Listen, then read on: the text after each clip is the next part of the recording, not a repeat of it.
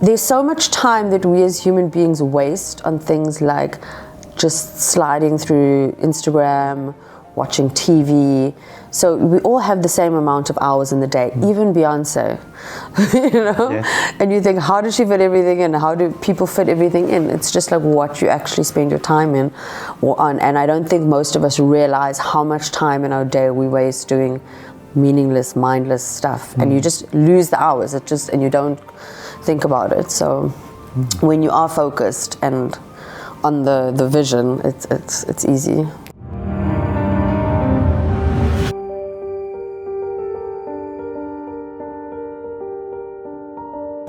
Welcome. Thank you for coming. It is so good to be here. It's lovely to have you. Thank you. I think that you have so many achievements and so many accolades, it's hard to start without going down a very long list. So how would you introduce yourself? These days, I'm not sure. I would like to think of myself as an entrepreneur and an adventurer in life. I like that. You're also, you're a chiropractor, model, TV presenter, entrepreneur. You have a property portfolio. You manage businesses in South Africa and you live in Dubai. Yes. There are a lot of different facets to you. You're a fascinating individual. Thanks, Sahil. Well, I guess, I grew up in PE. And I think it was always the vision that I wanted to be in the medical world. Like on my mom's side of the family, everyone's a doctor. So, I was kind of drawn to that. It was like the family business. But after studying chiropractic, I really enjoyed the part of studying and the 6 years of studying that went with it. I loved every minute of it. Okay, maybe not sweating for exams, but I really, really enjoyed that element of it. But when I was doing my community service and you kind of realize what this job would entail, I was like, I don't know if I'm this person, if I can actually be stuck to one little space, like a cubicle space, and seeing people with essentially the same complaints. Everyone's coming in with low back pain, and I just visualized like every single day being the same. And I realized, no, that's not going to be for me. So whilst I was studying, I had like many part-time jobs, as I think most students do, to try and get through it.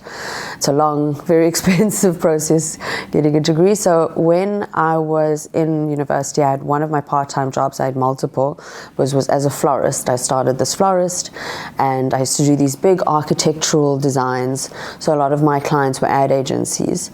And one day I was at an ad agency delivering flowers and they said, are you here for the casting?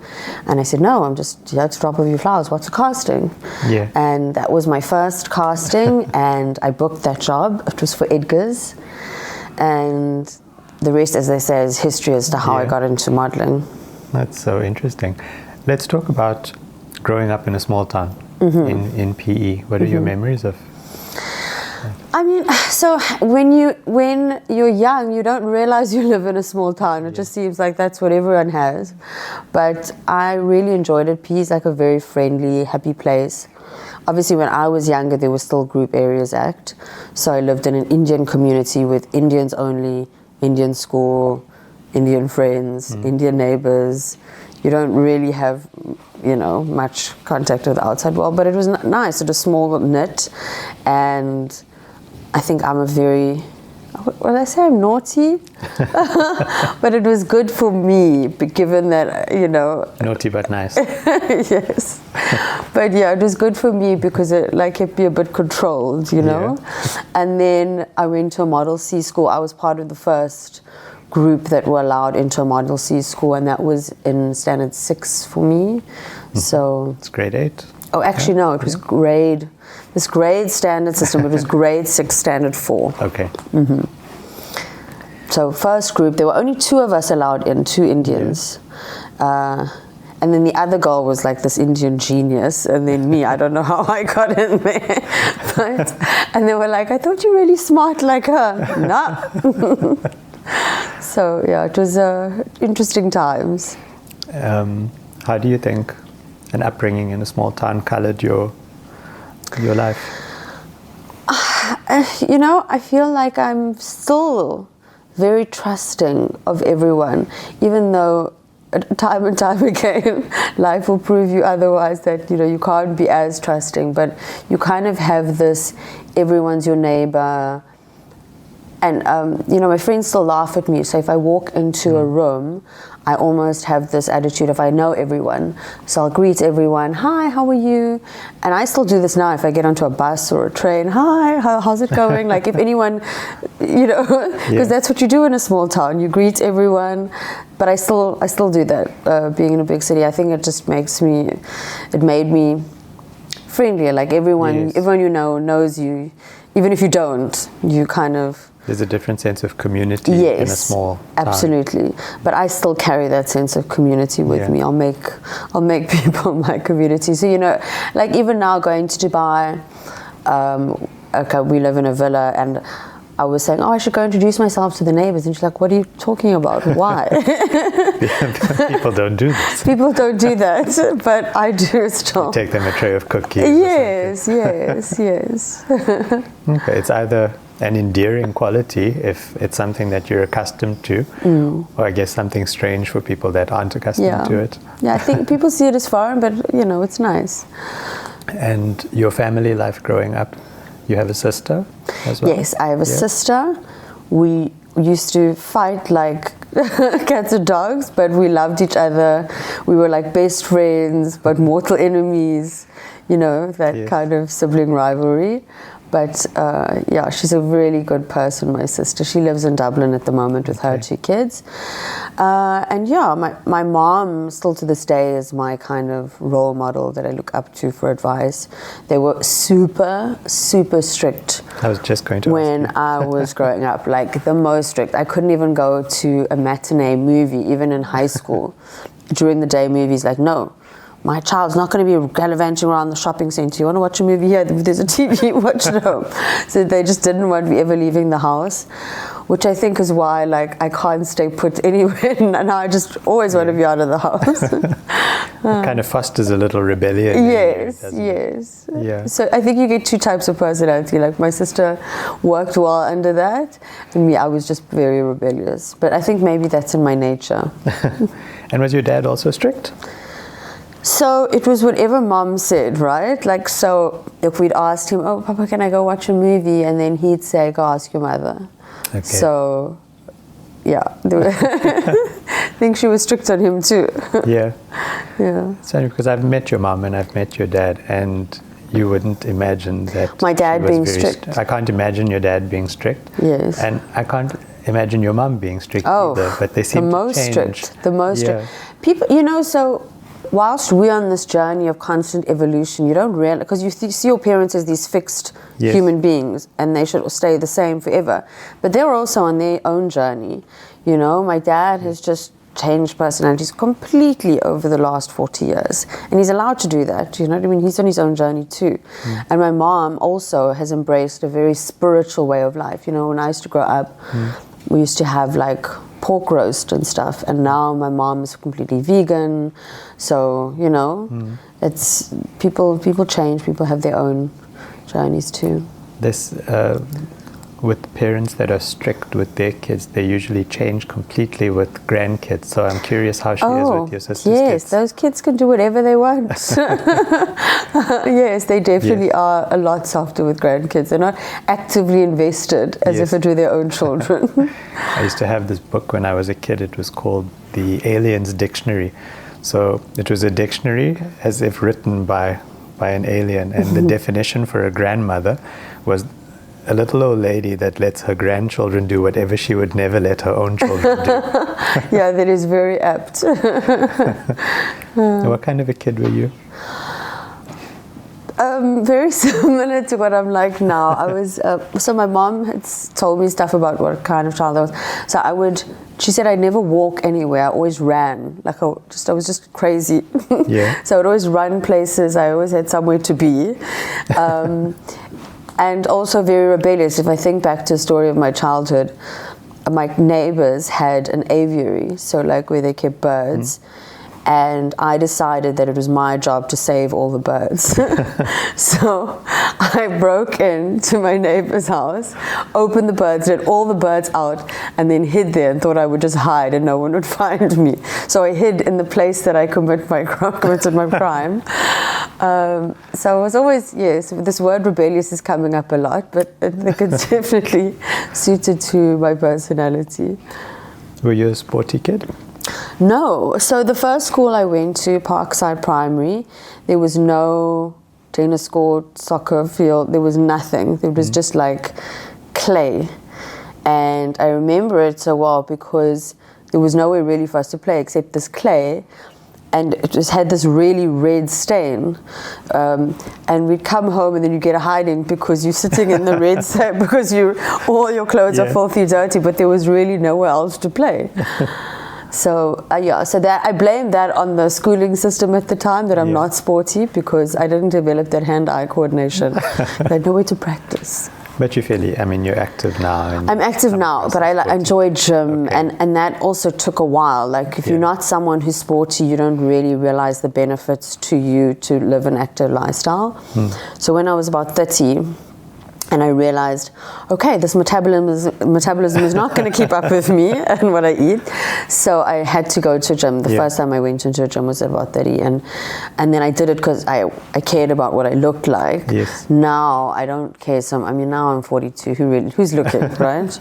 So it's more about my mental well-being and how I feel after going. I love that you say that and you thank people when you say who's looking. I think everybody's looking.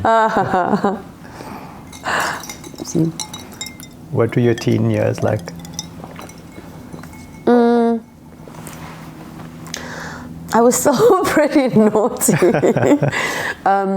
But by my teen years, I'd realized that I wanted to study chiropractic. So at that point, I needed to start shaping up my grades if I was hoping to get into chiro, which I did. So I was a lot more academia focused than I was when I was younger.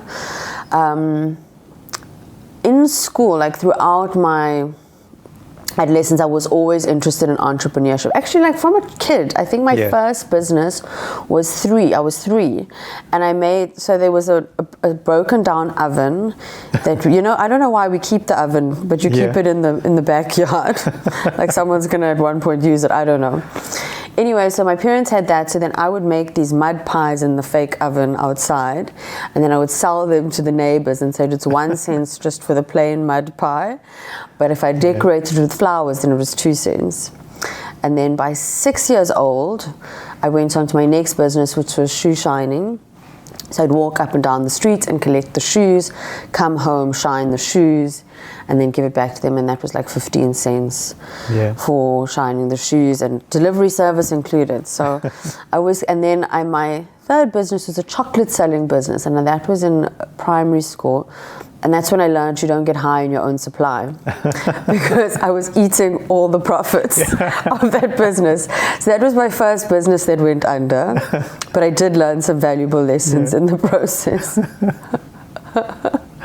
I'm going to be laughing a lot during this interview. That's so cool. Yeah. So you started young. I did start young. I always understood the value of money and what it could do. Because my parents, being as strict as they were, they were strict in every sense, right? So no going out, no sweets. And I remember thinking, when I grow up, I'm going to spend all my money on candy. I'm going to have so much sweets and chocolates. I literally thought that's what I'd spend my entire paycheck on. Like if my parents did allow me to eat whatever I want, I would have been a really fat kid, like 100%. So I'm grateful for the control. But that's what I thought I'd be doing with all my money. You say rebellious and naughty a lot, but what does that mean to you? So to be fair, if I compare myself now to kids of today, I think I'm a very normal child. But I think growing up in an Indian community where kids are a little bit more docile and they listen to their parents, whereas me, I've always been, so now the word would not be naughty, I think it would be curious or wanting to forge my own way. self-determined. Self-determined. There's different words for it now, right? Yeah. I don't think they would just say you're a naughty child. Yeah. But yes. I think our parents would use naughty when you just weren't following whatever their will was. Yes, and then I'd ask, but I was always the one to, but why? But why? Why can't I do that? No. You're not meant to question, you're meant to do as we say. Yes. Okay. So we have to talk about your first boyfriend in your teen years. This must be an interesting story. So my first boyfriend was when I was 16. And gosh, I got into so much trouble because my parents found out about it, and I was not allowed to date while I was in high school. It was bad times. Got into a lot of trouble for that. But we dated for 4.5 years. Oh, wow. He was a hell of a nice guy. And I think I owe him a lot in terms of him, because I don't think I had a lot of self-belief when I was a teenager. But he really would tell me all the time, "You're so beautiful, you're so beautiful." And and eventually, after someone tells you that enough times, you're like, "Oh, maybe I am quite," So I really owe him a lot in terms of just believing in myself. And even when I was studying, you can do this.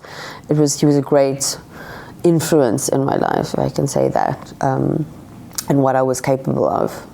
That's very sweet. Did you not believe that you were beautiful? No, definitely. Well, I really wasn't. I mean, in high school, I had the full trilogy: braces, teenage acne, a monobrow. I was really just hot stuff in high school. Yeah. So what drew you towards chiropractic as opposed to other fields of medicine? I feel like with chiropractor, you're working on a level of health rather than a level of sickness. And, from what I'd seen, a lot of medicine was you're treating more symptoms rather than, so it's not really a cure.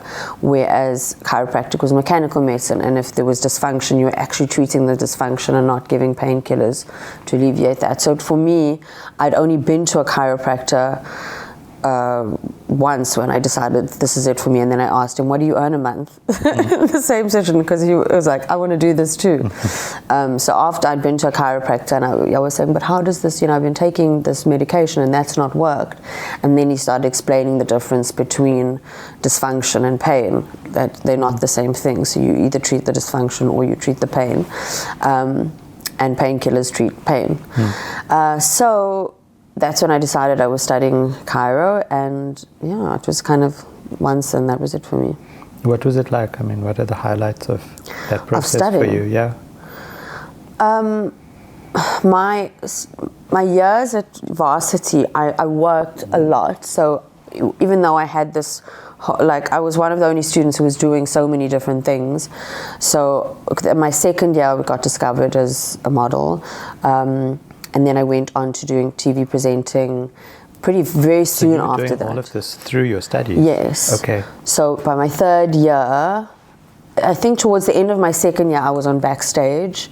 Then by my third year, I was presenting MTV, it was music series. So I was doing quite a lot of work within the TV space. And at the same time managing other projects. I opened up an events company, and that was doing really well. So even though I was studying, I wasn't very active on campus. I went to all my lectures as much as I could. We had you had to go to 70% of your lectures. So I literally just went to lectures and studied at home. I wasn't involved in a lot of socializing on campus and going out and that element. I missed out on the party element of university, which I definitely made up for later. In my later years, which is fun, when you're partying as a student, you're drinking beer for R1 a keg or whatever, but as an adult, once you've saved up, you can at least do it nicely. So I'm interested, if you had these various businesses running while you were still studying, did you reach a point where you were doing well enough that you thought maybe you didn't need to complete your studies? You know what? I feel for my parents, that was never an option for me. And constantly in the back of my mind, I was very well aware that modeling is not a full-time career. A lot of people don't realize that. And, as the money is coming in, they say they're spending it. So for me, I was very blessed in that I always knew modeling is not a full-time thing. TV presenting is not a full-time thing. It's based on something so transient like your looks that of course it's going to end. A lot of misconception comes in when people, like soccer players and also in this field, like they make a lot of money in a short space, but they don't realize the tap closes. That tap only flows for a certain amount of time. So I was very cognizant of that. So I was thinking I would always fall back on chiropractic. So I'm making this, and my vision when I was at university was that I would have a wellness center one day and have other people treating as well. It would never just be me. I'd always, because why have 100% of my own efforts? I'd rather have people working for me and have more. But in that time, when I was doing all the other things, I would say, and it made the work I was doing easy, because obviously it was a lot of late nights and studying as well. So when I was studying, I was like, this is the knowledge that I'm going to need for my wellness center, and whatever job I did, this is the money that I need. So I was still even doing, despite having the companies, if I got a promotional job for Play Energy Drink, or I would do it, and it was 50 Rand an hour. I even handed out fish outside of Fisherways. I was selling cockroach killer, So I did whatever job I could get, and I was like, okay, even if this is one tile for my wellness center, and I would like visualize the tile or the doorknob as you enter, so that it made those kind of times very easy, because you're not thinking, oh, I'm here and I'm doing this. I was always on the bigger picture, the things that gave me joy and happiness. So you're not focusing on the hardship of right now. So you've had some really interesting jobs. You mentioned the florist. Yes. And you've said before that you worked at Steers. Yes. What did you do at Steers? I was the cashier. Okay. I was the cashier. I didn't actually make the burgers myself, but I ate a lot of burgers. Yeah. I definitely did. And then the events company started because one of the jobs that I had, so this is my second year, I think, was I would work, the person as you come into the club, the person stamping your hand. Yes. So that was me. And one night we had a matric dance after party contingent coming in, and we had to bounce all of them because they're obviously all like 18, and you needed to be 21 and 23 to come into this club. And I was so devastated because I'd now just told 200 kids to go home, and that was pretty close to when I'd matriculated. So you still remember your matric dance being the most important night of your life. And I said to the owner of the club, look, this is what happened. And he said, who cares? And I said, no, but shame, it's their biggest night. And I said, I'm sure there are other schools that want somewhere to go and somewhere safe. You're not even open on a Friday night. What if I approach some schools and see if they have theirs on a Friday night? And he said, okay, do what you want. So I said, okay, well, if I get them in, can I take the door and you take the bar? And he said, yeah, that's fine. I'll throw in the DJ. So by the end of doing that for 5 years, we did 62 schools in the last year, and we were sponsored by CLC. We started doing stuff here for Rage. It was a big business by the end. Yeah. And like it was, but that was the most testing for me, because I was busy writing exams in 1 month, September, which is the matric dance season. We had like 30 schools. It was almost every night, and I was going home at 7 a.m. whilst trying to go to lectures and study for exams. So it was just an insane period. You packed a lot in. Yeah. I really did pack a lot in. Yeah. Yeah. How did you find the time? I wonder. I look at some people now and I'm like, oh, how do you find the time for everything? I feel there's so much time that we as human beings waste on things like just sliding through Instagram, watching TV. So we all have the same amount of hours in the day, even Beyonce, And you think, how does she fit everything in? How do people fit everything in? It's just like what you actually spend your time in or on. And I don't think most of us realize how much time in our day we waste doing meaningless, mindless stuff. And you just lose the hours. And you don't think about it. So when you are focused and on the vision, it's easy. What are the other notable odd jobs that you've done? I mean, I've told you about the funny ones when I was handing out fish outside the Fisherways. And they're like, aren't you that girl from backstage? And I'm like, no, but I get that a lot. So I did a lot of promo things, which took me to some crazy places. I think the best jobs have always been presenting, because I traveled the world doing that, doing interviews and getting to meet like Mary J. Blige, Richard Branson, and going to London to interview him, which was like very, very exciting times for a PE girl. That was really fun. And your first modeling job, you said that was for? Edgar's. Yeah. What was that like for you, your first shoot? It was, I think when you first, a lot of people say when they first go on set, they find it a bit overwhelming. But for me, I don't know why, but the cameras never really scared me.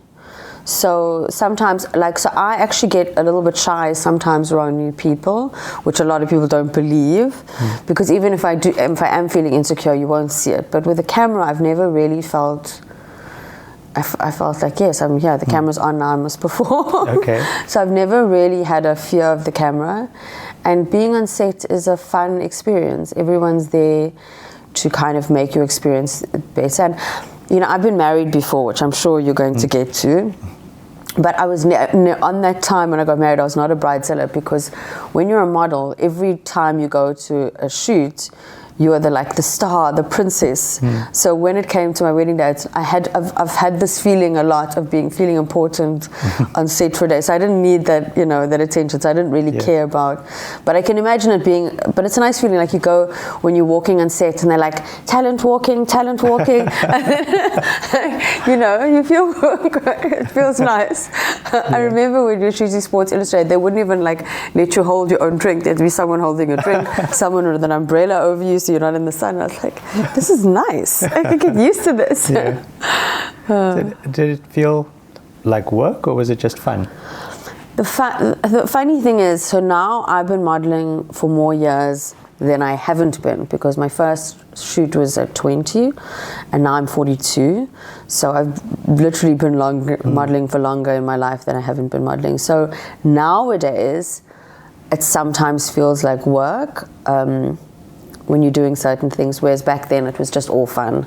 But I think because I've been doing it so long, and there's only so many poses a girl has in her, So I feel like I've run out of poses, and maybe a little patience. Let's talk about career highlights in modeling.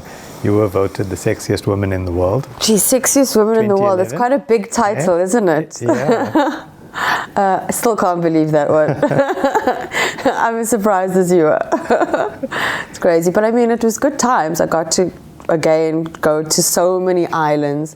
Imagine just going to so many islands to pose in a bikini. It was, it's a very blessed life, right? So Madagascar, Zanzibar, Spain, just so many islands. And Ibiza, it was really great.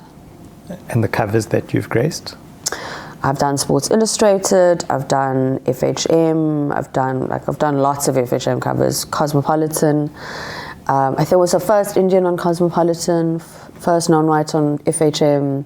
So I think that was what made it really special for me, because in South Africa we weren't that diverse yet. So I was part of that new wave of That's actually color. Really interesting to bring that up, because that was that phase. You were the first. That must have been special. It really was. In its own way. It really was. And I mean, I can get to tell my kids that. Yeah. So it's exciting. Okay, that's pretty exciting. And the perks of being a beautiful person. I think the perks of being a nice person. A lot of people think modeling is about how you look, but to be fair, if you look at me and you meet me in real life, I'm not the prettiest girl, I'm not the tallest girl, I'm not the skinniest girl. I think it has more to do with the element of everything in life, of how you embrace what you're doing. When I know, and I know this now, not when I was actually doing it, because as a kid or 20, I was very young, I just was being me. But now I never could ever imagine the success I'd have in the industry. But if I try and understand the success that I had now, after having owned a modeling agency for 17 years, I know that the reason why is because when I went on set, everyone was better off for me being there. I would arrive on time. I never had complaints. If we went into overtime, I never pulled a face. I would thank each and every person after I was finishing on set for their time, whether it be the stylist, the cleaner, the hair makeup person, the assistant director, the photographer, the head of sound, that you appreciate and value everyone on set equally, and you're a pleasure to work with. And that is why people would be like, you know what, I want to book that Shashi again. Not because I'm the prettiest, but because I treated the job that I did with respect. Because some people think, oh, it's just modeling. I can arrive a little bit drunk, I can arrive a little stoned, no one's going to care. But they do, and you will not get booked again. So I think that was, the blessing that I had to take what I did seriously, and yes, in return, I got a lot from it. And I think what people may not see is that there are definitely perks associated with your industry, but there are also challenges. Maybe. So with my industry, and I would say, I think what you're asking is like being a public figure. I think people sometimes also misconstrue like me being a public figure for me being public property and owned, so that they're able to say whatever they want, and for it not to affect me. While she's in the public eye, she's asking for this. You know, like they're entitled to have any opinion and make it well known. So that part is not nice. And obviously, I think, well, not obviously, maybe some people didn't know about my crazy thing where you have an incident and something, and people are like up in arms. So you know, you have to really watch what you say, because it's a double-edged sword, right? So do you get hate speech and yes, often, because messages? people feel that I am public property and I'm owned by the public, and therefore they can say anything, and also that they have a right to know anything. Like the amount of, not even people's comments, sometimes like the inappropriate questions, like often about why are you still single? Why have you not had children? Like, just like, would you walk up to a complete stranger and say, why are you childless and unmarried? So those kind of things, and it's not that I get asked every now and then. These are things I get asked daily. But then as a result of that, you also get a bit of a tough skin. Do you feel people approach you with an agenda? I feel people, so social media has given a platform where people have direct access to you, which they didn't have before. So obviously I've had a level of fame where people kind of knew who I was before the days of social media. Thank God for that. Because could you imagine? I don't know if as a 20-year-old I'll be able to navigate, you know, if everything you do being able to put up in a second, and then it's there for a lifetime. You know what I mean? I used to be a bit wild in my 20s. So I wonder, actually my late 20s, after I finished Cairo and after I'd like had some success, you know, everyone goes through a phase. I went through a phase. So imagine all of those images being up. Ooh.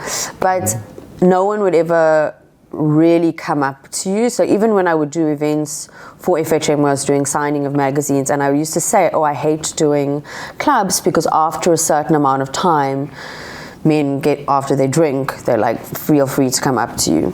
Whereas social media now gives people direct access to you, and they can DM you. And I think one of the most annoying things that it makes me angry, like shake my fist angry, is when men say or approach you on the premise of doing business to date you. Like, don't, and I will use a swear word there, waste my time. I'm a busy person. I actually am in business myself. I have things to do with my day, and not to have to respond to you on the premise of, oh, I want to work with you on this project and this project. And then after all time and investment, which happens a lot, you realize it's just a ruse to... Have you learned to distinguish those? Pretty much, yeah.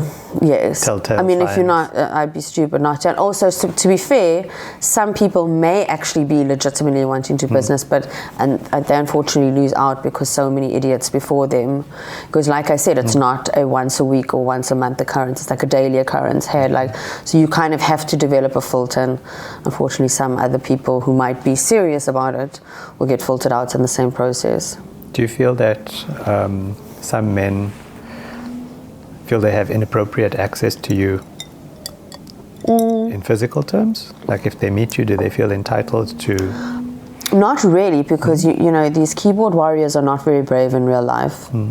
So they feel very free to send some crazy things on the DMs, even unsolicited dick pics and talking of sucking toes. But most of these people are actually quite weak. I don't think they would, if meeting, and I've never experienced it where they'd actually come to me and have the balls to say, "Can I suck your toes?" Like it's not, it's really not going to happen. And anyone who would speak like that, come on. Have you ever felt threatened? By phone, like things I receive in text or on social media or in real life? In real life. I can't actually say that I have. I feel I'm generally very cautious. I don't do a lot of things on my own. Like now, especially like in that scenario, like if I'm going to, and I don't do a lot of club events anymore, hardly. But there was a time when I was doing a lot of them, like once a week, doing appearances, and I'd always take someone. I think as a woman, you kind of learn quickly, like to feel safe, you need to have someone kind of with you. But I can't say that I'm a very outspoken person, and I think I think you can sense that of me. I'm not actually going to take, I will cut that conversation very quickly. So perhaps that's why. Whereas people are just more brave when it comes to typing something on a keyboard, behind a keyboard. You did have an incident though at your home? Yes, which I don't really want to talk about. So yes, I had break-in, but I'm talking about people just who, that guy didn't know who I was. He broke into a random house. Oh really? Okay. Yeah, so it wasn't like I was like... I thought you were targeted. Okay. I don't think so, no. Yeah. As far as I know, I don't think it was targeted. All right. And how did you decide to make the transition from modeling to becoming an agency owner?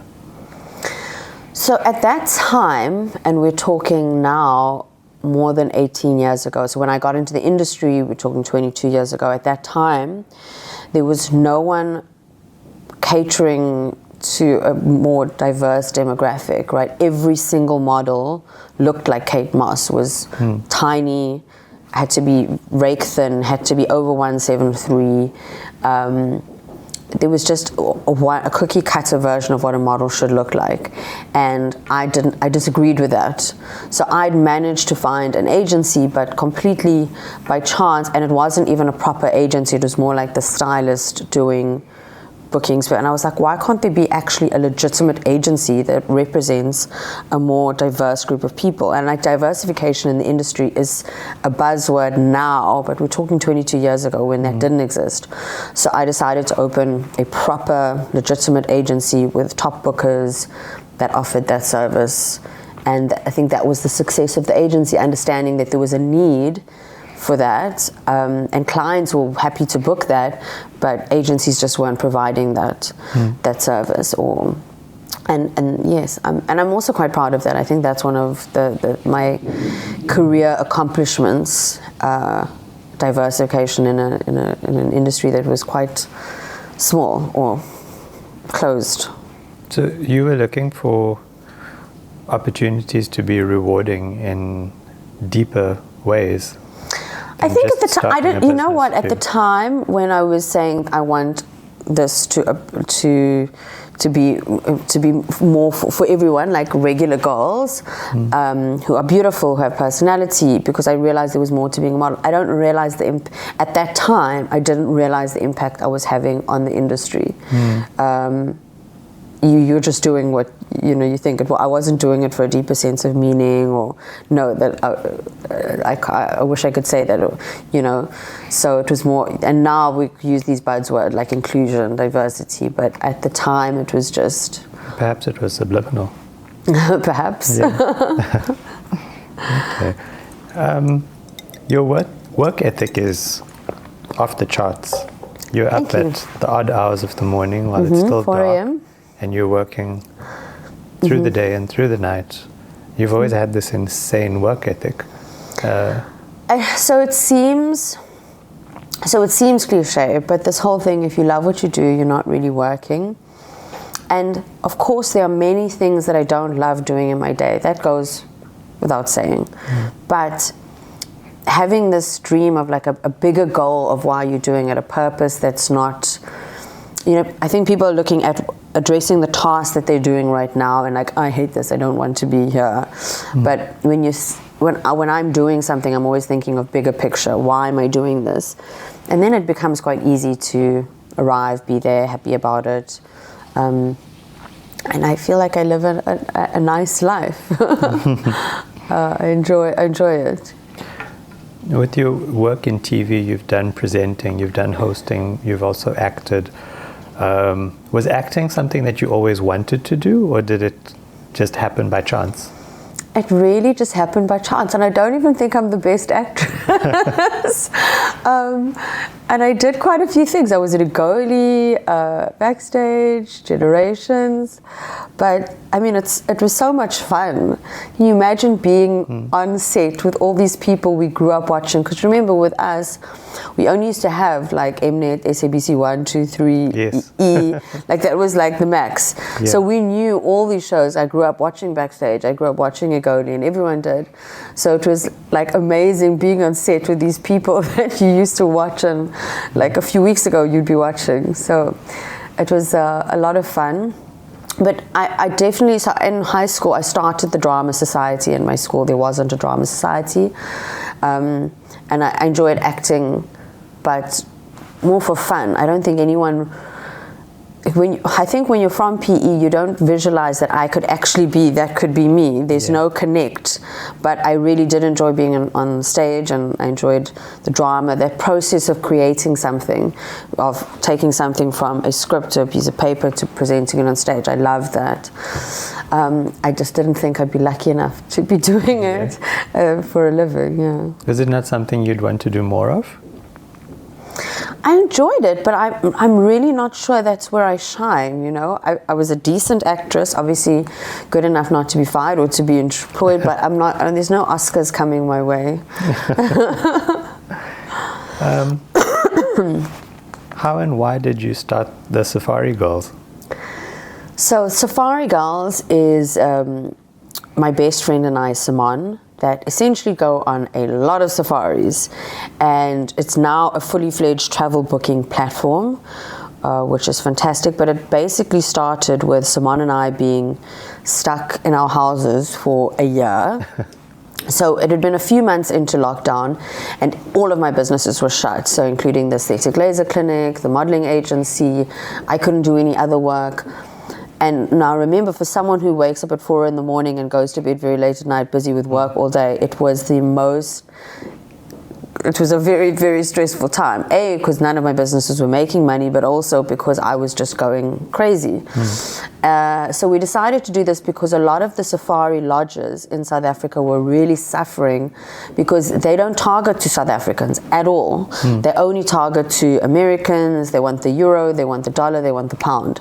So they were really, really suffering, even though it was open to locals to travel. So I'd approached one of the lodges and I said, look, I've got this following. Simone at the time didn't have a huge following, but we decided to start Safari Girls together. And in that way, we've managed to see so many lodges across the country. But more than that, expose South Africans to what these amazing lodges that were traditionally for the internationals. And it's so sad that like South Africans are not seeing the beauty of what we have here.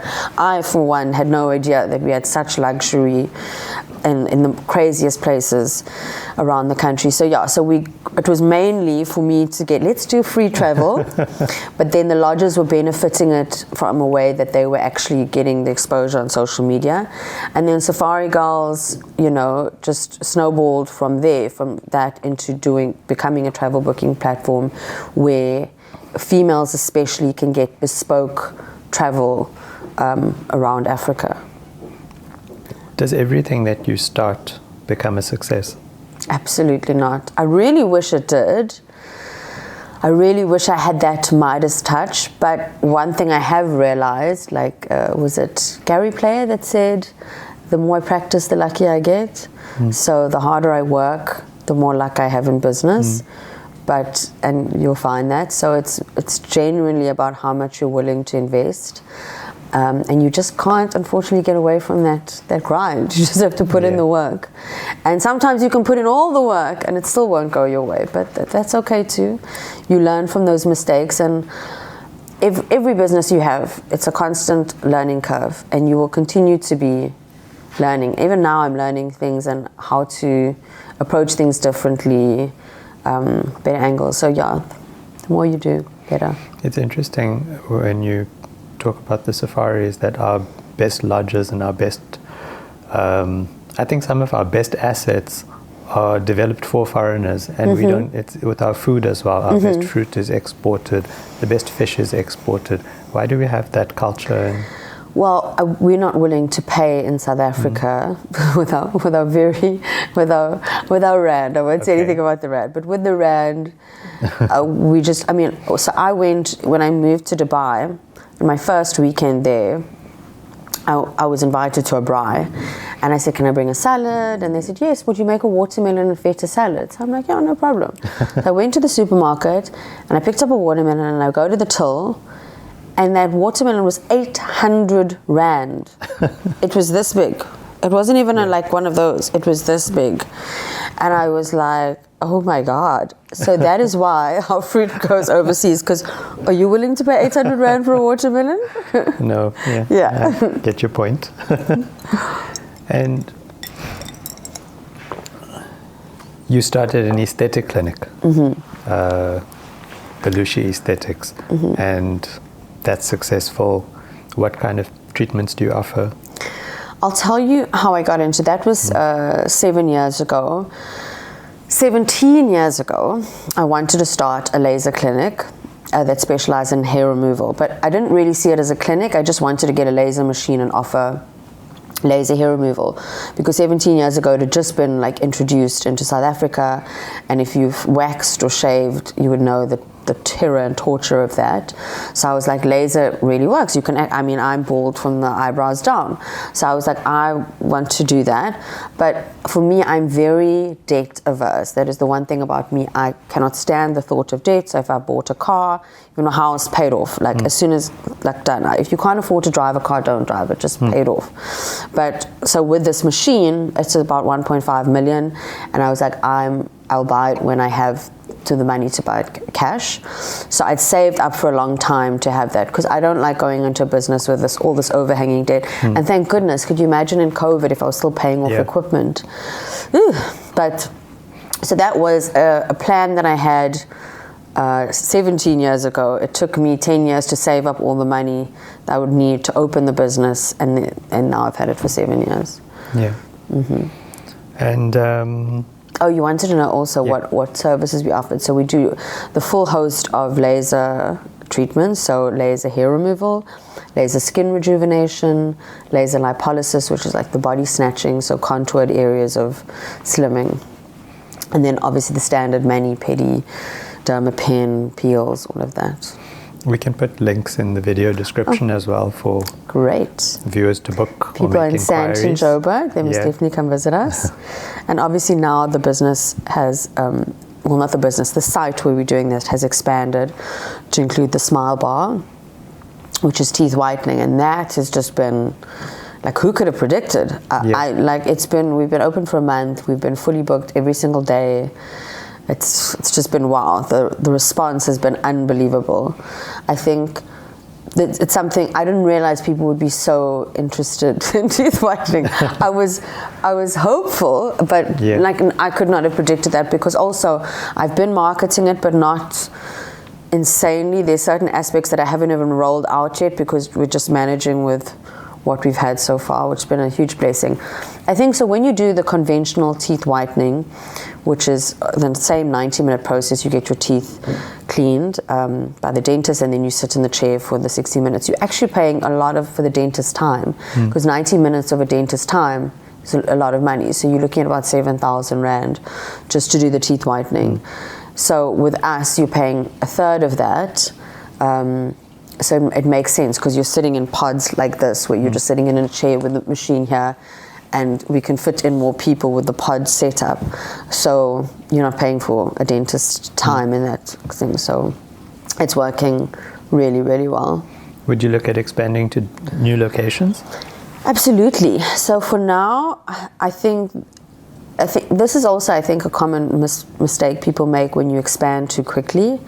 You need to really, I need to now nail down everything that's happening in my business, understand it fully, let it operate for a full year. I'm in no rush for expansion, because that's when you start missing things and things can crumble quite quickly.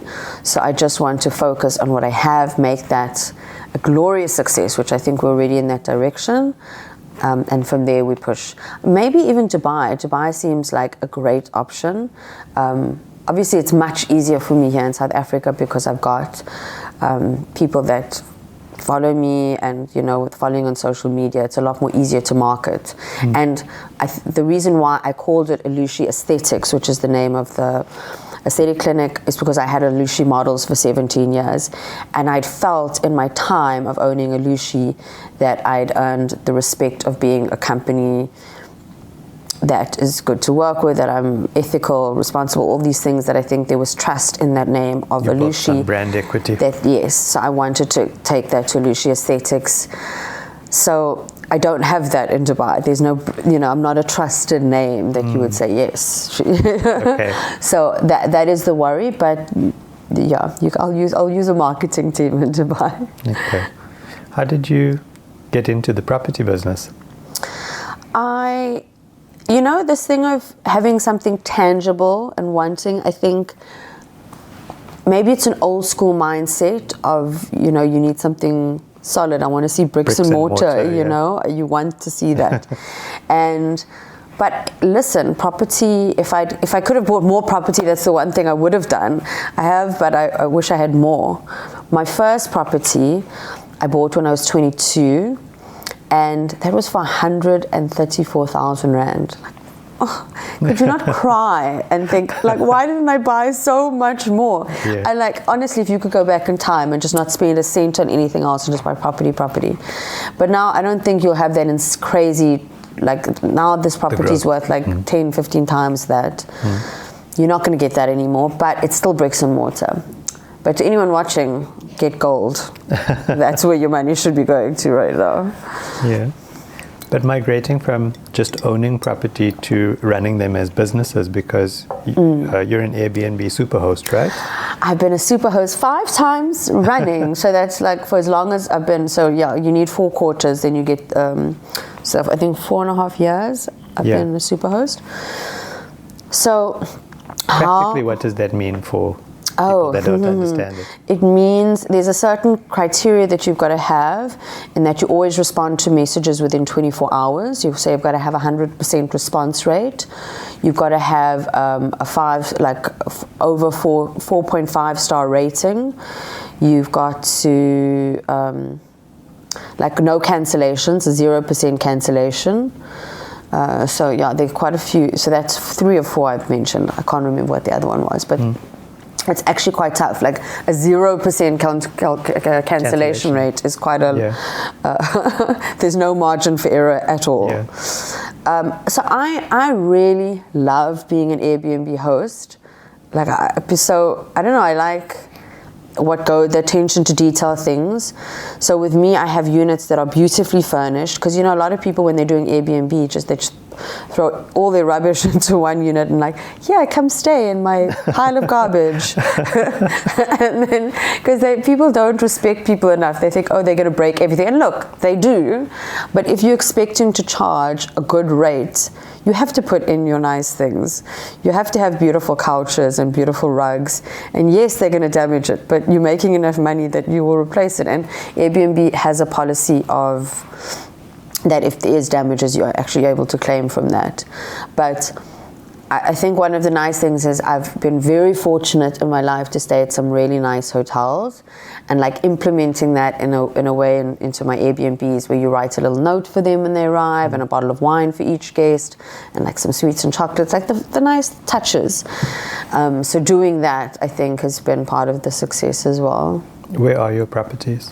In Sandton, and I'm managing one in Cape Town as well. Yeah. I have a big house that I don't do it. I wouldn't recommend renting out anything over a 2-bedroom on Airbnb. I mean, I can only speak from my personal experience, right? Other people say, no, that's rubbish.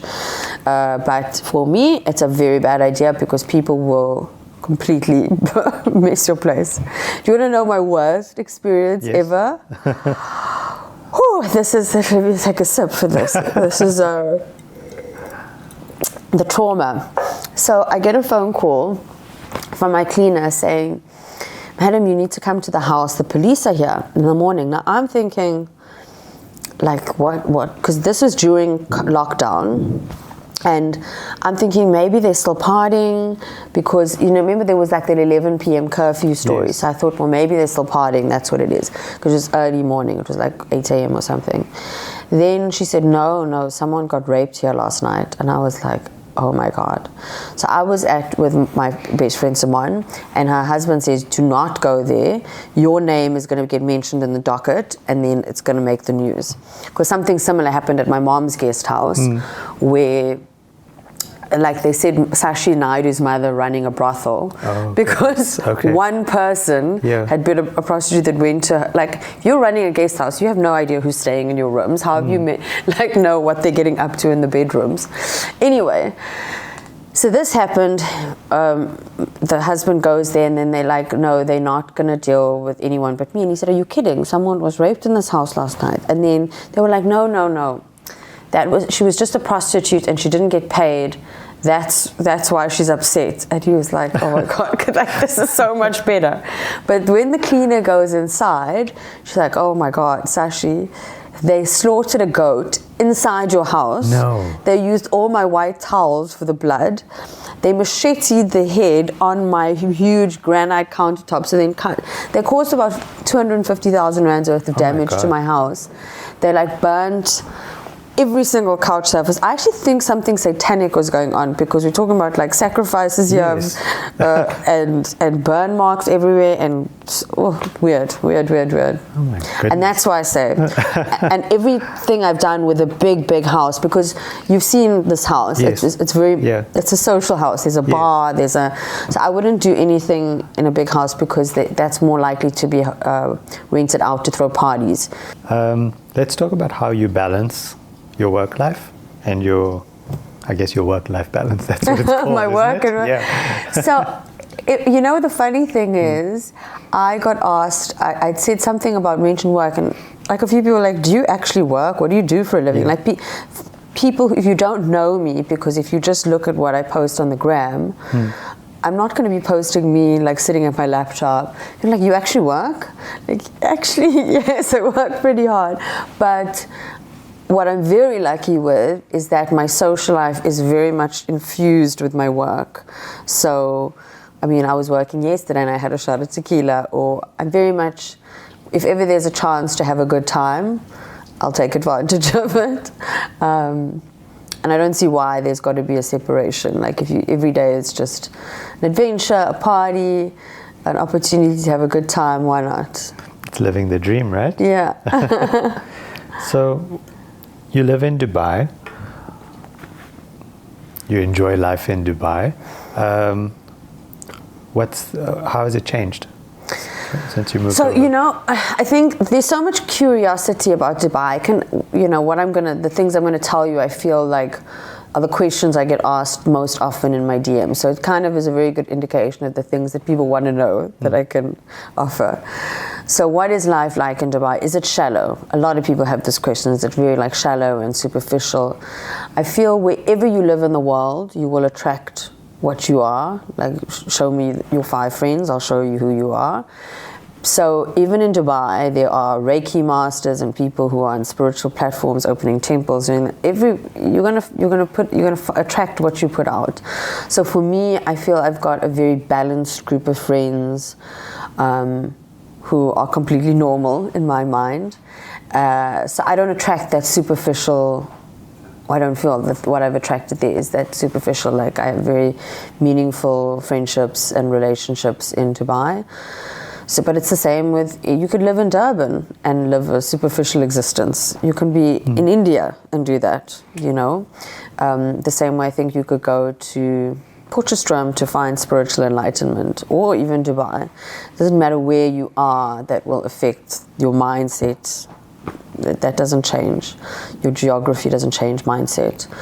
So for me, I don't find it to be that at all. I do enjoy a lot of elements. I couldn't stand when people would immigrate to London or to Dubai or the States and start dragging South Africa. Like, South Africa's a wonderful place.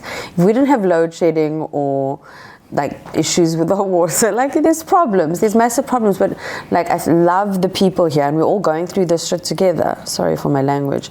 So, you know, like, just because I was able to move and have this life experience, and I see it as a life experience, like, I think immigrated is a very final word, and to say I'm going to be in Dubai forever, I don't know what the next 5 years will bring. I could decide tomorrow I want to come back, and I won't be coming back with my tail between my legs. I'll come back because that's a decision I made for my life. I wanted to try Dubai because I also think, you know, and I'll get a bit personal, I feel like in South Africa, I've never really dated for the last like 10 years because you don't know what you're getting necessarily, because people have a conception of who I am as Shashi Naidoo, and I don't feel that it breeds like getting a meaningful connection. So I'm always a bit hesitant to just, if someone approaches me on a DM saying let's go out for dinner, I wouldn't do that. I would be fearful to do that. So this is what's happened in Dubai, where I'm far more open and receptive to meeting people and whatever, because it's not based on who I am as someone in the public eye, you know, because people think they know you, but they don't really. So I like that opportunity to meet someone who knows nothing about me, who I'm a complete stranger to, who doesn't know my whole story with Palestine and Israel, and that I was FHM. I don't want any of that, carrying that with me. It's just, hi stranger, how are you, nice to meet you. And fortunately for me, I don't have kids yet, I don't have a husband, I have businesses that I'm able to run remotely off a laptop, so why not? That's a pretty nice position to be in, to live in Dubai. You run your businesses here, and it seems as if you live there and you still live here in some way, you share it. And I hope that I'll always come back to South Africa and feel this is home. I hope that feeling never leaves me, because I am South African and I'm proud to be South African. Our government sometimes makes it a little bit tough, but yeah. Yeah. You live, like we said earlier, you live a bit of an active lifestyle. How does that impact your life? So, like I said earlier about when I started gymming at 30, it was because, I was doing it because I realized my metabolism was just not going to play with me anymore. Like, it just leaves at some point. So I decided, okay, I have to get to the gym. But, you know, I think also there's been an evolution of the concept of what is beautiful. You know, strong is the new skinny. Because when models in my time, we were talking about what my weight was when I was modeling, it was 49, and I'm 64 now. So 49, that's a massive difference. But models were not muscular. They were like, they'd be skinny as a rake, but you couldn't see any muscles. They were just, all they did was they were just malnourished. That was it. So no muscle definition. Whereas now, I think there is a shift more towards an athletic figure in modeling, but I've retired now, so that my main thing with living an active lifestyle is just the way it makes you feel. I have far more energy to do the things that I need to do, and I was talking about the fact that, because doing weight training is far better for you than doing running or all of those things. But for me, I do like incorporating a lot of cardio into what I do, as well as the weight training, because I find that gives me this bigger endorphin rush, which is, you definitely can get addicted to it. So it's a good feeling. So do you find it gives you a different mental balance if you train? And if you don't train?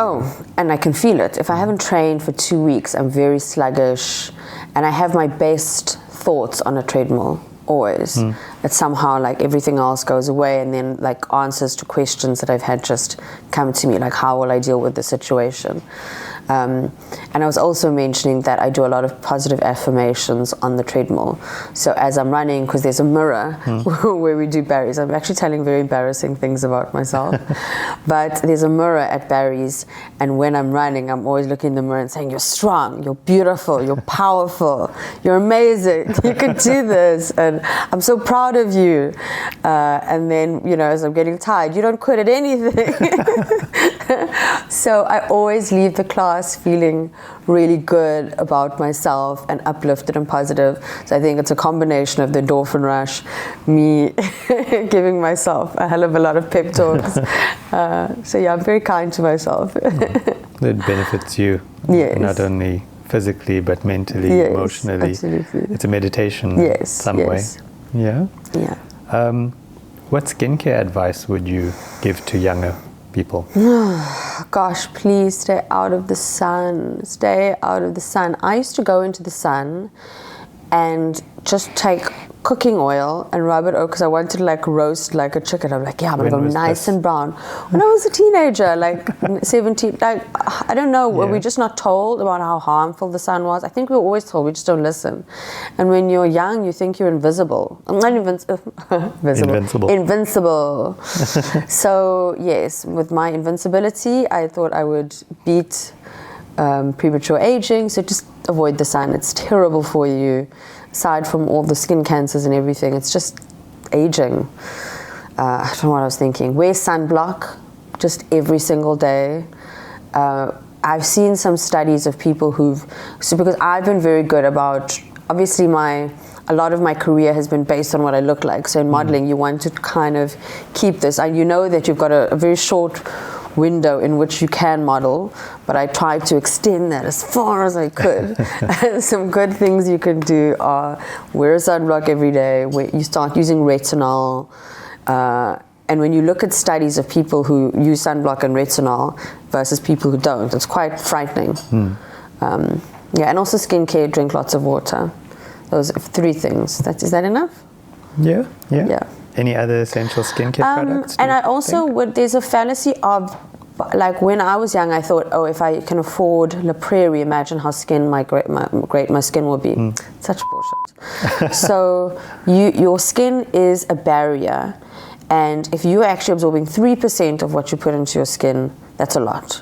So your skin is designed to keep things out. So you spending 7,000 Rand on a serum it doesn't need to cost that much. You can use good, amazing skincare like Dr. Dermal, which you'll see actual results where things are high concentration ingredients rather than just smelling beautiful and having that silky feel, where that's what they actually focused on, smell, but you want things that actually work. So yes, don't buy into the gimmicks of marketing of these big companies. Well, thanks for the product plug. Much appreciated. And would you recommend any aesthetic treatments as part of your routine? Yes, so if you have a budget to work with, so skincare is important. If you want to maintain your youth, like investing in yourself is important. So let's say you have a budget, and whatever your budget is, if it's 1,000 Rand a month or 2,000 Rand a month, try and balance that in between treatments with your aesthetic doctor or at a clinic, like, so for example, Dermapen, which has wonderful results, doing a peel, so alternating it with that, and then half on your actual skincare that you do at home. So you do need to invest in time doing aesthetic treatments that you can't necessarily do at home, and then the other half of your budget should be skincare. Don't blow it all on skincare. The dermapen would be microneedling. Microneedling, yes. Yeah? It's like fractional microneedling. Okay. And what advice would you give to your younger self? I used to get teased relentlessly about having a big bum, like all the time. And I was so fazed about these silly things. But then big bums came into fashion. So you get teased about my monobrow. Then thick brows came into fashion. Like, I just think we spend so much time. And when I was young, I remember just wanting to be different to what I was, you know, like have a small bum, have thin eyebrows, be pale like all my white friends. And now I'm like, why? Just to like love and appreciate myself, whatever state I'm in, even in the states where I'm fragile or emotional, just to be able to love and accept myself in whatever form or state I'm in, you know, like self-acceptance. I think we are our own harshest critics, and we don't realize that your brain is constantly working and listening to what you're saying. As much as it is absorbing external stimuli, you're also absorbing everything you say to yourself and internalizing that. So I would be just kinder to myself. I don't know why we do that, tear ourselves up, and it has an impact. So yes, I would just be kinder, and I would say, you're great. Go for a run in the treadmill and tell yourself how wonderful you are. Yeah, I think it's a challenge for most people to accept themselves for who they are. And I think, going more towards advice, even if you don't believe it, you know, like when I'm running on the treadmill, do you think I'm feeling powerful in that moment as I'm dripping in sweat, half dying? Even if you don't believe it, just continue saying it to yourself, and those mantras will end up manifesting. Yeah, so I think it's important, even if you don't believe, you're looking in the mirror and saying, I'm beautiful, I'm powerful, I'm strong. Just say it.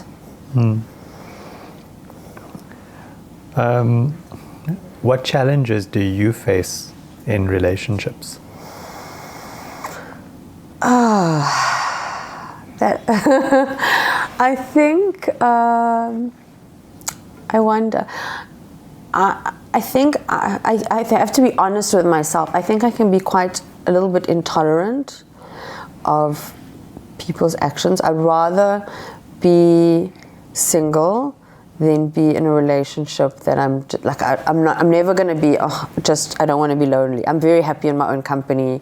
I can live alone. I can go for lunch alone, dinner alone. I'm one of those people that's very happy and content just being by myself. So I would rather not be in a relationship than be with someone who speaks harshly to me, so I can be intolerant of that. I'm so, well, okay, sorry. And I'm unforgiving in that regard. So maybe that's a challenge that I face, but it's something I can address, I guess. I meant more the challenges that you've faced from potential suitors.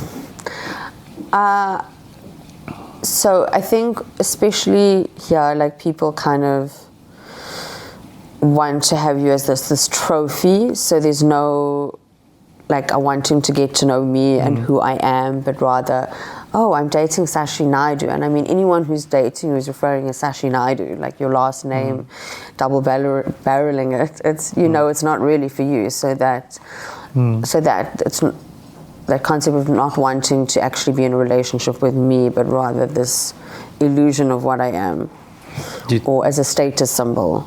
Yeah. And do you feel that people approach you with that agenda? Yeah, most yes, commonly? Yes, yeah. Always?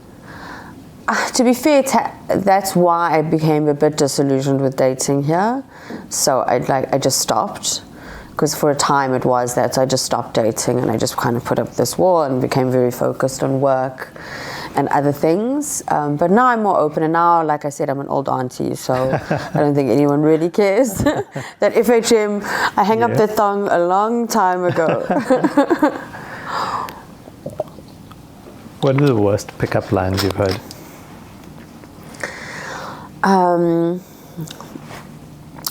So my worst is when people approach you with like, I can do this for you and I'll buy you this and buy you this, and that is such an instant put off.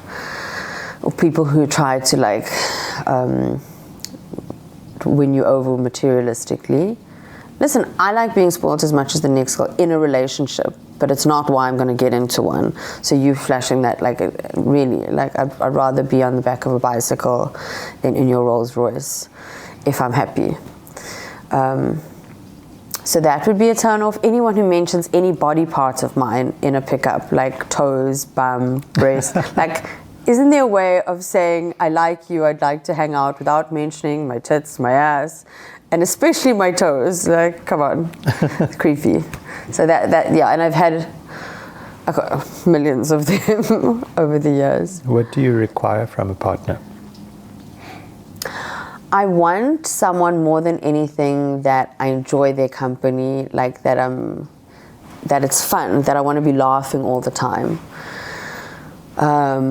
Because I'm quite a playful person, so I can't be with someone who's serious all the time. So I want someone who's going to laugh and just be energetic with me through life and want to experience new things. Yeah, someone who doesn't take life too seriously. I hate being controlled, so I cannot be with someone who in any way is trying to control me. I think I'm too old. My parents did it for 20 years. I'm not going to go into a relationship. This is the time for non-control, yeah. And I feel I'm quite disciplined on myself. I don't need someone else doing it for me. So, you know what advice you would give to your younger self. What advice would you give to younger men? To be authentic. Because someone sending you a creep, they can't be authentically who you are. I don't think anyone's born a creep, right? But maybe. Did you watch Dahmer? No? Dahmer, Jeffrey Dahmer. But I would say that be authentic, because if you want a genuine relationship, I guess it's different if you want a hookup. But if you genuinely want a relationship with someone, you have to be yourself to know if you're going to work. Because if I'm just pretending to be somebody else that I think you'll like, in the long term, that is not going to make for a sustainable relationship. So be your authentic self to see if you are actually genuinely compatible. You can't just pretend that you like all the things that I like and end up with someone. That's where you have problems with people who are breaking up, because you're just pretending to like the things I like. Or you have to be yourself, authentic. That's a common pattern, isn't it? That you put on a mask for the first few months when you get to know somebody to meet their needs. They say in the first 3 months you're not dating Shashi, you're dating a representative of Shashi. The best. That's relationships. Everyone's putting their best self forward. So you're not actually dating that person. You're dating their representative, and only seeing what they want you to see. And how do you cultivate your self-esteem? Self-esteem is, and I think this is the difficulty we have. Self-esteem is the regard that I have for myself, and I think too much of our self-esteem these days is based on other people's perceptions of you, not your own perceptions. So we base our self-worth in how many likes we get on Instagram, or how many comments we have, or how many followers we got this week. But to be fair, that has nothing to do with your self-esteem, and it shouldn't. That it needs to be deeply rooted within you to have this self-respect. And I think often that is taught to us from a very young age, and people can come in and damage that. But you really need it's a constant. Your relationship with yourself is so important, and it's going to constantly evolve, right? And I still work on it with myself. Sometimes I'm like, oh my God, look at this pimple that I woke up with this morning. Oh, I'm so ugly. And then I have to catch myself saying that and have to say, no, actually, and it's important, because we all do that. We all do that. Walk past the mirror, say, oh, my bum is looking so huge, my God. But I have to you know what? Someone loves that big bum of yours. So you've got these conversations that you have, and you don't realize how many times a day do you say these negative things. So self-esteem, it's an important topic. And I think but we each need to look at, like, how many times a day do we say negative things? Do you catch yourself saying negative things to yourself? Well, I've had this nose, Yeah, it happens. But do you find you judge yourself too harshly sometimes? I think it's important to be self-aware, because there's a difference between believing in yourself and wanting, being the best that you can be, and not being self-aware. Because there are certain people who have, like, a bit of narcissistic tendencies, who don't know when they're wrong, who don't know their own ability. I mean, you see it in Idols every year, where people are going expecting to win, and you're like, ooh. Their moms told them. Yeah, and getting really angry. So you need to be self-aware, I think, of what your abilities are and what they are not. So I think I'm self-aware, but I constantly try to see the best as well. It's a balance. Okay. In part of managing your self-awareness and, I suppose, your drive and your direction, are you a spiritual person? Absolutely. And I think, so my mom is an extremely spiritual person, so a lot of that has rubbed off on me. I was able to go to India with her this year, and I got to meet Krishnaji at the Oneness University. And when I met him, I was able to ask, I was very lucky to meet him and be able to ask him these 3 questions. And one of the questions that I asked was about even my move to Dubai, because I'd said I've been so busy with growth and building my businesses, and now that I'm in Dubai, I feel like, am I wasting time by just being there, because it's a far more relaxed environment for me? And he said, it's okay. And so spirituality doesn't necessarily just have to be this religious trip. It's just understanding the questions you have about life and where you're at. And he was talking about, there are periods where you have growth and you're meant to be building, and times when you need to go inwards and reflect on yourself. And so this period of my life, I think, being in Dubai, like I said, I'm going to find myself somewhere else, but giving myself the space to do that. So having more time, I think, has allowed me to have more introspection, which has been a wonderful thing. And you give back in the form of your foundation? Ilushi Foundation. So we started Ilushi Foundation about 4 years ago with the intent of planting trees. Our intent was to plant 1 million trees. We're well on that target. And going smoothly, my mom actually goes to the schools physically to plant. We do 200 in each school when we go to the schools, and we've done about 35 schools so far. So it's growing, and we've done lots of other tree planting. We're building a labyrinth now, and it's all good times. We're also involved in the Ilushi Foundation is feeding. My mom is heavily involved there. We're actually doing the cooking herself, and she wakes up at 3 a.m. every morning to feed 50 people. And she still has a full-time job, and she's 73. It's like, I wonder where I get my energy from.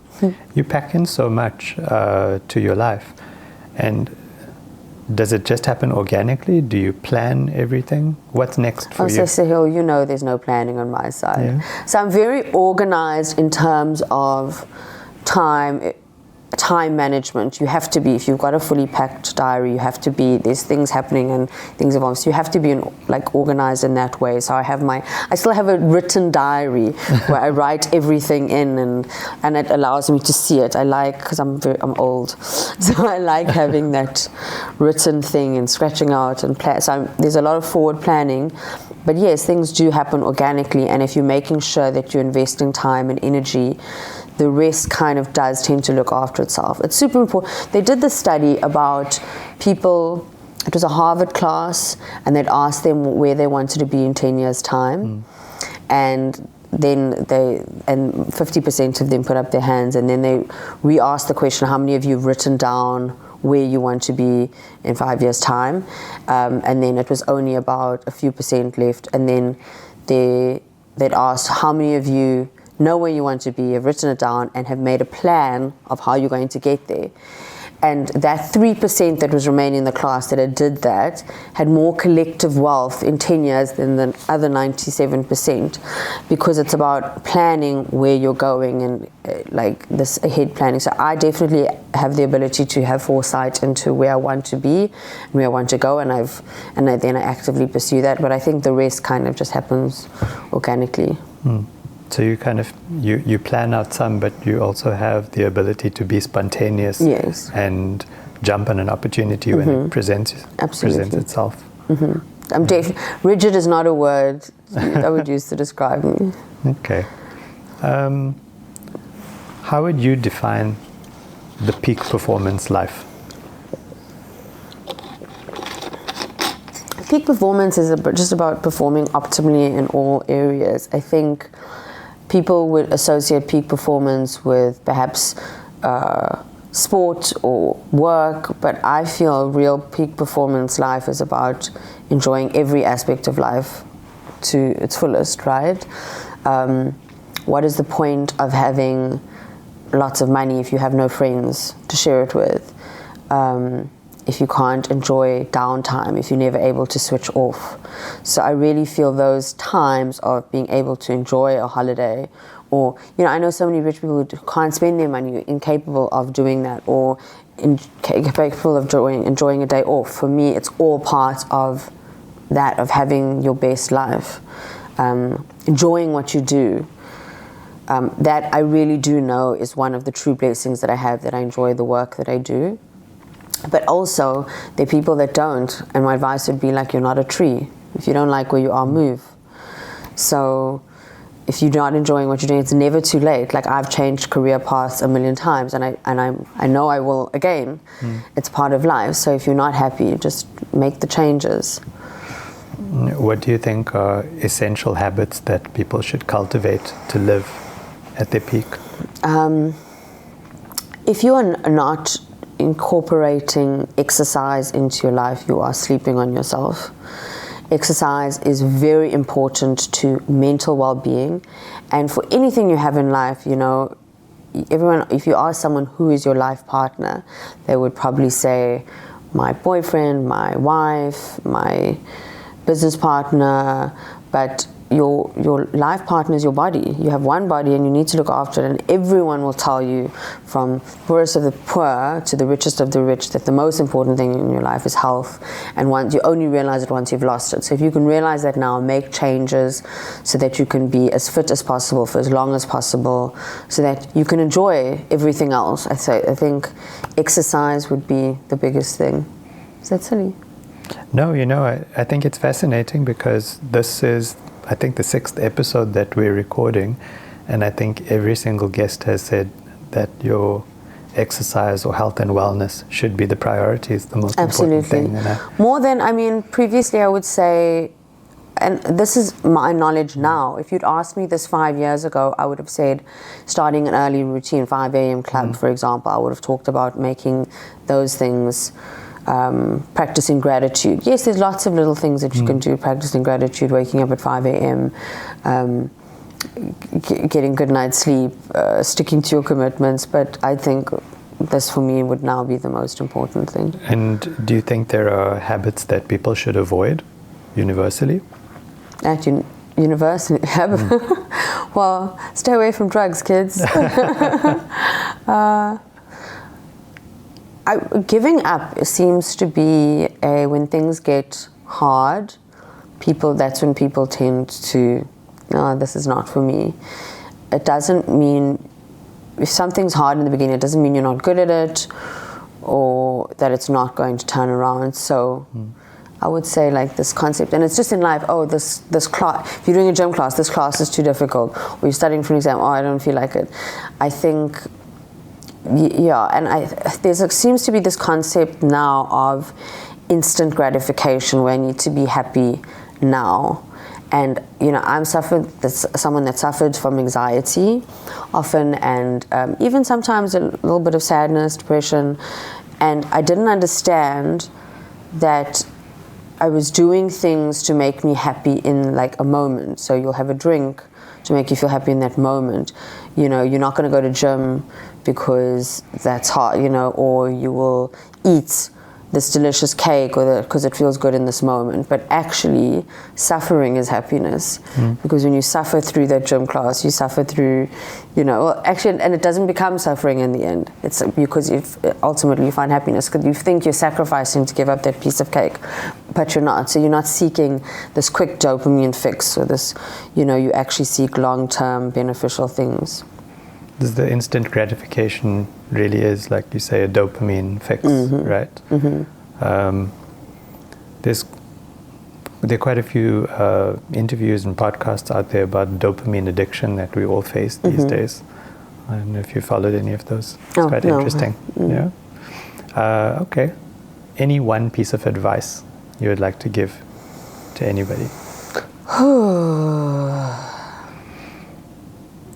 I feel I've given so much advice already. I don't know. One pearl of wisdom. One pearl of wisdom. Like I think the sunblock thing was in business or in whatever's. Oh, you know what is good advice? Save. It is unbelievable to me how many people don't save. And I know you think you can't because like, oh, I don't have money, you've got money, you can save money. That's rubbish. When I was in university, I literally remember, so at that stage I was able to save 70% of everything I made. But in some months of when I would earn a lot of money, that 30% was enough, but in some months that 30% meant I was eating brown bread, like literally plain brown bread. So it didn't matter to me. So I didn't say, oh, but no, I didn't make that much money this month. I'll dip into, no, I would still eat the brown bread, but I was very strict with myself.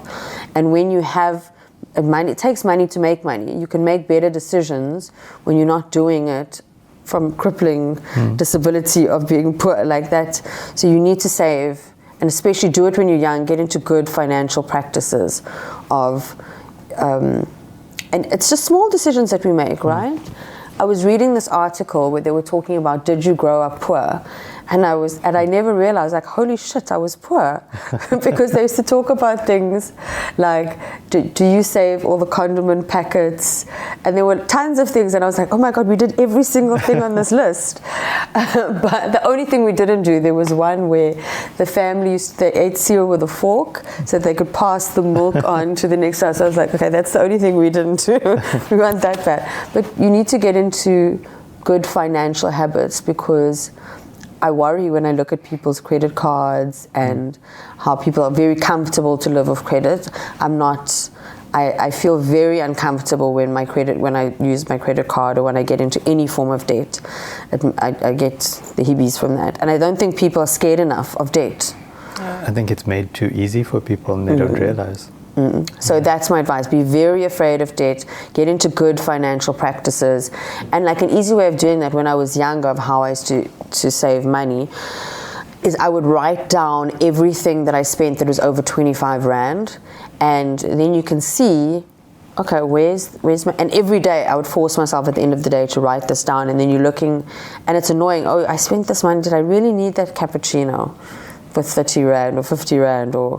And you write it down and you realize all those little small purchases add up, and then you get into a little, well, I used to, maybe I'm just a weirdo.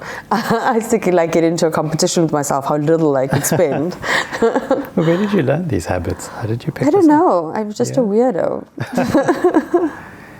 But you can be self-deprecating. You'll call yourself a weirdo and you'll label yourself sometimes when you've actually developed good habits. Yeah, I think that is a really good habit, being aware of how you spend. It's a very good habit. Yeah. And if there's one thing that people should avoid, aside from debt, a universal no-no. Bad company.